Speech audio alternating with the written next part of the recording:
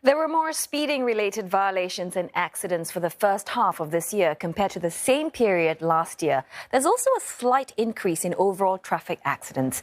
Police say one reason is the resumption of more activities and higher traffic volume with the easing of pandemic rules. So there were about 69,300 speeding-related violations, which is an increase of about 4%. Speeding-related accidents were also up by nearly 3%. There were 487 such cases.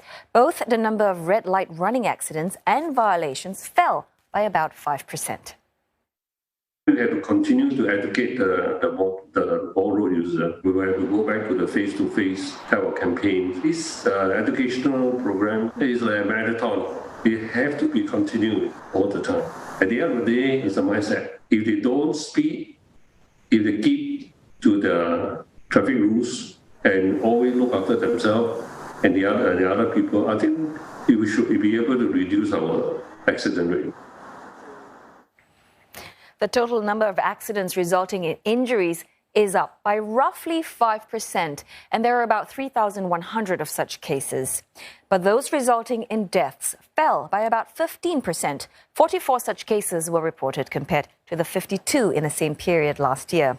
While elderly pedestrians and motorcyclists remain key concerns, accounting for a disproportionate number of traffic accidents and fatalities. For example, motorcyclists or pillion riders were involved in over half of all accidents. And in accidents involving elderly pedestrians, jaywalking was the cause for nearly half of the cases. Well, let's get more now from Bernard Tay. He is the chairman of the Singapore Road Safety Council. Mr. Tay, now aside from the resumption of more activities, as we heard earlier in the story, what else could be contributing to the increase in traffic accidents? I think there are a few reasons for that. The first one is the motorists who do not conform to the traffic rules will definitely, create accidents, such as speeding and not giving way to traffic. And the second point is that because of the SMM relaxation, more people are going on the road, and some of these may not be familiar with the road after being not driving for some time, and their skill may be impacted. Therefore, they may cause accidents. And thirdly, if the vehicle has been kept for some time not being maintained properly, there may be an issue when they're put onto the road. Now, Mr. Tay, another area of concern is accidents involving motorcyclists as well as elderly pedestrians that have increased. Why do you think these groups account for a disproportionate number of overall traffic accidents? As far as the pedestrian is concerned, most of them are jaywalking. As for the motorcyclists, some of them, in fact, those who created the problem, may not be conforming to the traffic rules. They may be not giving way to traffic when they change lanes, and then they will also may not be in control of the vehicles. They may cause accidents, I think. And, when it comes to the challenges of educating drivers and riders on safe habits on the road, you mentioned earlier, it's a marathon. It's a long time effort, right? An ongoing effort. So would you say, for instance, that the online efforts during the pandemic, for example, were less effective in reaching out? You see, generally, bad habits can be formed fairly quickly. But we want to change from a bad habit to a good habit. It may take time. And that's the reason why we have been having an educational program for road safety for many years, continuously. As far as online is concerned and face-to-face, there are pros and cons. Those online ones for road safety program, that can be repeated over and over again to act as a reminder. At the same time, they are cheaper. But when you do face-to-face like campaigns, programs, or seminars, it is one of them.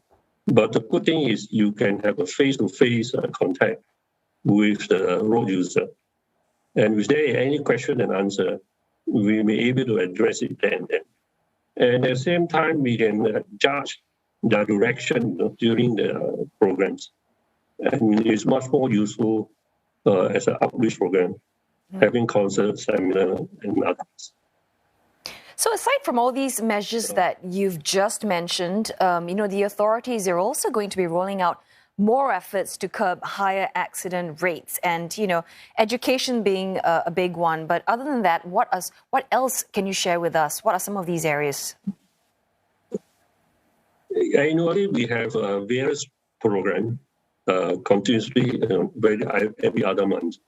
For instance, last month, we have a road safety concert for the elderly, where we engage middle-class artists to have skits to teach these seniors how they should behave on the road and how they should cross the road.